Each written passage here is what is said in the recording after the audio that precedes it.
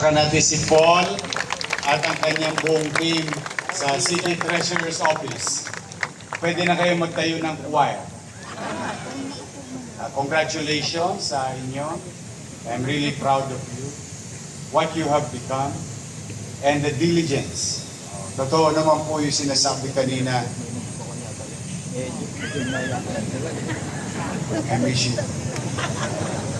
Totoo naman po yung sinasabi kanina ni Paul. Marami pong empleyado natin sa CTO na talaga nag-overtime. Lagi po. Going beyond what is being required. So, congratulations, palakpakan natin. Yung pong mga naikwento nila. Nandiyan ba si Jai? Wala si Jai. Someday you will meet Jai. Gusto mo meet si Jai? Someday. Sa inyong lahat, good morning. Good morning. I miss you. Maraming salamat sa ating Vice Mayor. Vice Mayor Chi Echesa. Malinhin sa atin. Habang tayo'y dumako sa Estados Unidos. Ilang araw din kaming nag-aral. Kasama si Attorney Chris Fernandez, si Christian, at saka si Ramon. At the same time, yung mga ONAX nagulat sa City of Manila. When I was informed ahead of time that there will be a recognition for the city government of Manila because of its effort.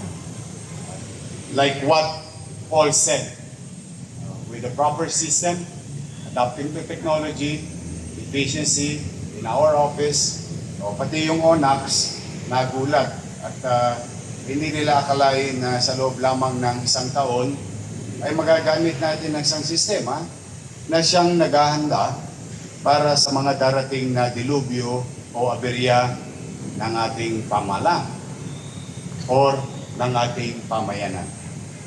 Kaya po ako'y nagtungo at natutuwa ko kami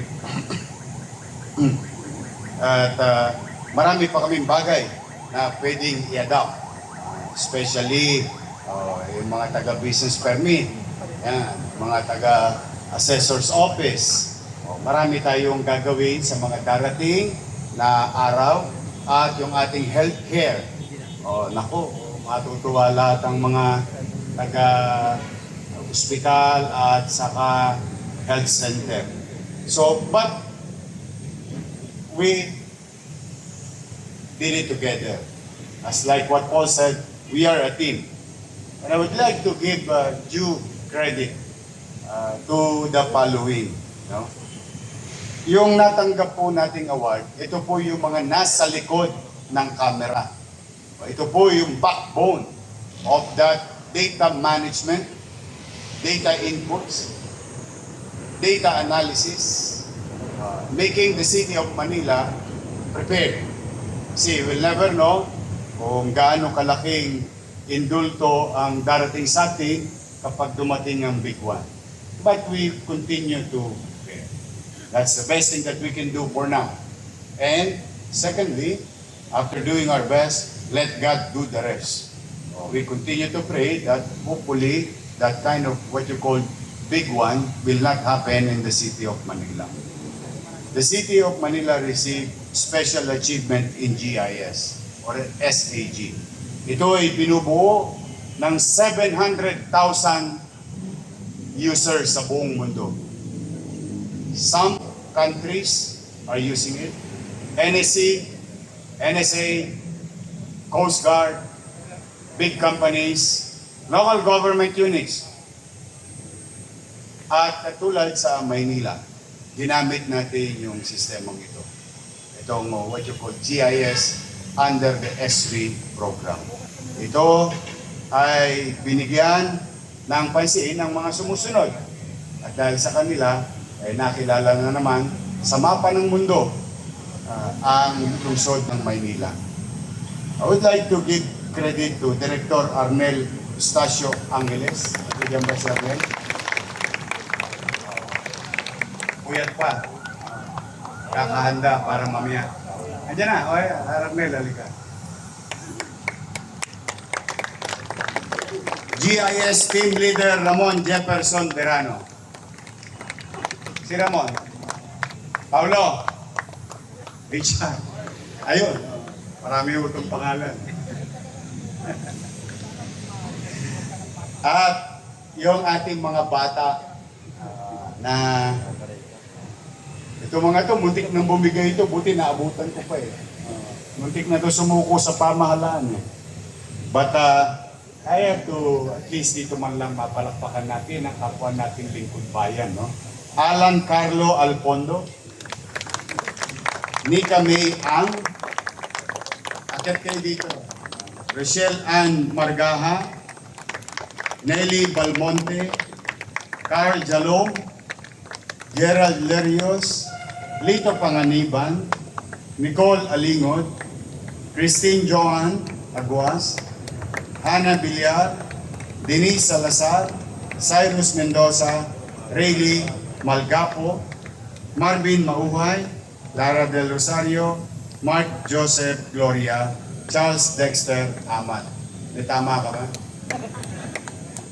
Amat, sir. Ayan. Puro bata pa. Sila now, tomorrow, next month, next year, and for the next generations of leaders of Manila will be fully equipped, having a good data so that we can spend taxpayers' money efficiently addressing social perennial problem, recurring problem, or existing at the time ng mga suliranin. Palakpakan natin po silang lahat.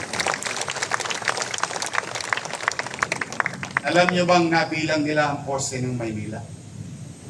Could you imagine? Almost 40,000.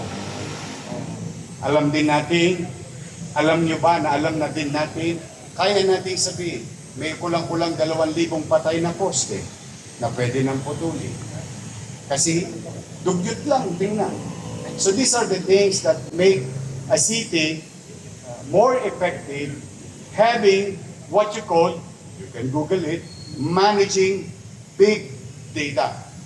And I'm happy and I'm proud working hand in hand with these young generations of employees of the city of Manila. Ayan. Through the leadership, of course, si Christian. Nandiyan ba si Christian? Mang Taning, maraming salamat sa iyo sa weather condition ngayon. Ayun, si Christian. Spoken in English na yan. Maraming salamat sa liderato ni Arnel Angeles ng MDR. Ayan po yung award sa akin. Ayan. Sa inyo yan. Palakpakan natin mo lang. Ha? 20 pesos. Sige. Wala pa. Split lang ha.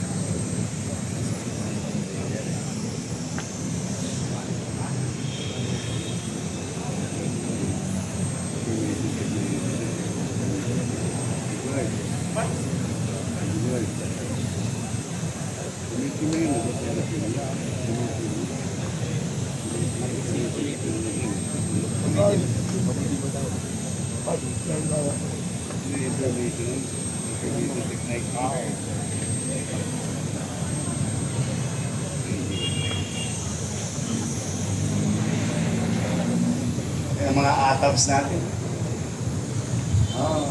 Galingan niyo, Ramon. And someday, may awa ang Diyos through the help of the City Council will make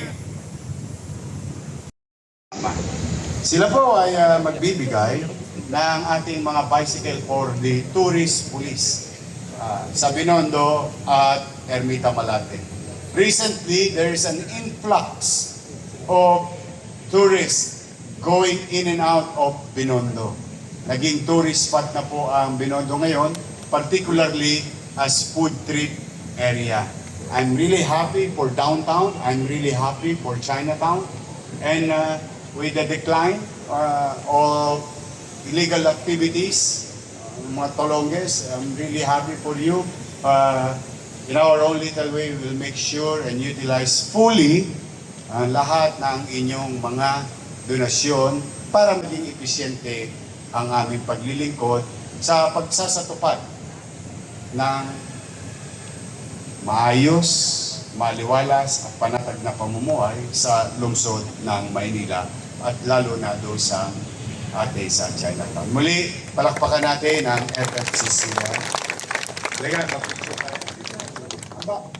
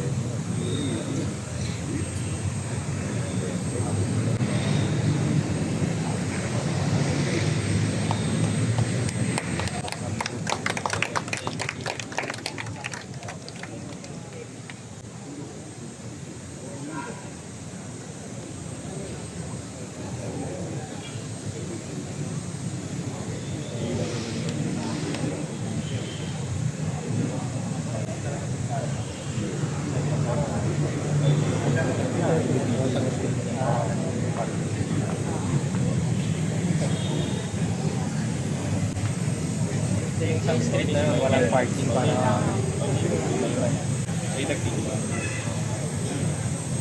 talagang binili. Si Ambassador Francis Chua also is member of the Board of Regent ng ating Universidad de Manila. Sana bumagsak na yun lang. Papasa pa kayo nang dumami pa kayo. But again, palakpakan natin na they've been with us since day one. Nakakatuwa naman. Mga lesbo. May motor na, may sakyan na, may bisikleta pa. But again, with all honesty, on behalf of the people of Manila, thank you very much. Saka si City Administrator, si Wardy Quintos. And we have a visitor from our pageant representatives from Manila. JD Gaviola, Mr. Universe Philippines representing Manila. Ay! Ay!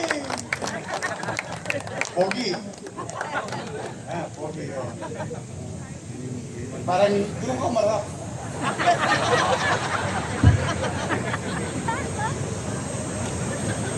Saka sa kando. Oh, ano? Oh, District 1. Okay, Ian. Oh. Talaga. Oh, good. Good. Oh. Si Jimmy. Oh. Walang tulugan. Sanay ka rin magpuyan. Well, good luck to you.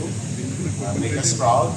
But for the meantime, we're proud already for you representing Manila.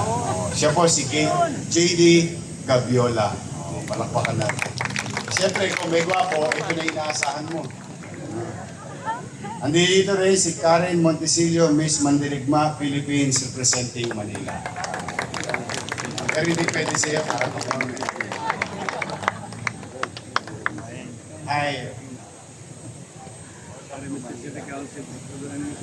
Ubuntu nyo. Good. Sasabihin. Galing, oh. Puro pala itong mga taga-Tondo. Talaga pagka taga-Tondo, gwapo, no?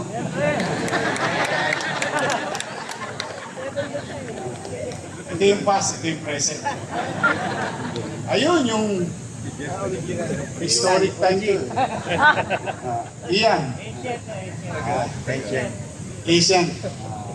Batang tanda ko. Parang kumikinang yung anting-anting. Maganda ang kislap. But again, good luck sa inyo.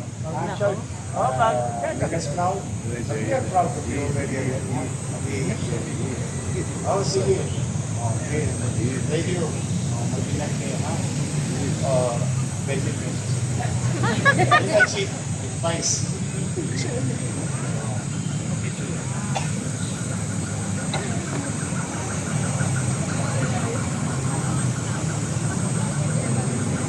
Halika kayo.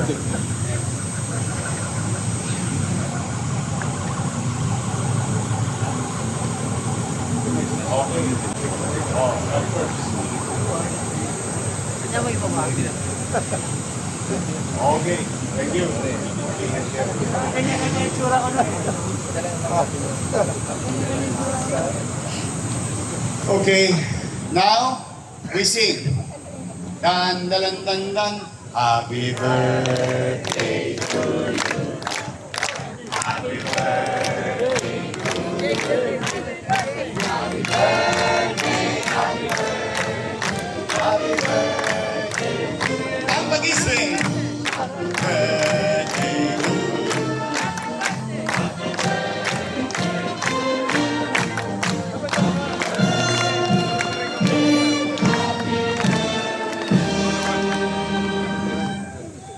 Happy birthday.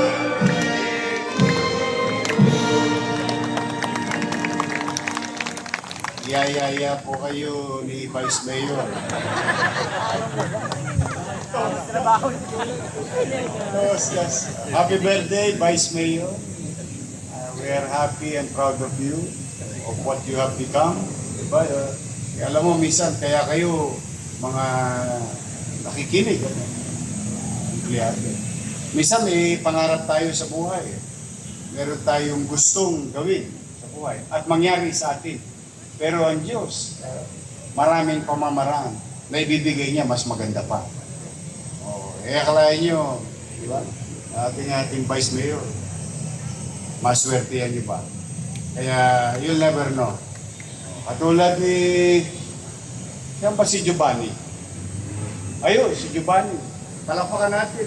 Dahil successful so far, yung pagtatanim natin ng mga bamboo sa Roas Boulevard and somewhere else, Manila. And making our city with more greens and reclaiming open spaces to be converted as open green space. We will do more, at least not only for us, but for the next generation. At saka yung next generation, sana may anak na si Jess. Ay, hanggang ka pala. Muli po ay maraming salamat sa Diyos sa isang magandang weather natin ngayon. Hindi masyadong mainit. Hindi humula sa mga Natasha at Chinchangsu ninyo. At binigyan tayo ng magandang weather ngayong araw. Ngayong araw na ito, napakahalaga sa kasaysayan ng ating bansa sapagkat gaganapin na naman ang isang event na maaari makapag-uhulma, makapagbibigay ng direksyon. Kung ano man ang magiging resulta, hindi natin alam. Sapagkat ngayong araw na ito, magbibigay ng direksyon ang ating presidente o sino mang presidente for that matter na tinatawag na SONA. So if you have time and watch this so that we can align ourselves as local government unit to the national goal. But for the meantime, we continue our work. We continue to excel from our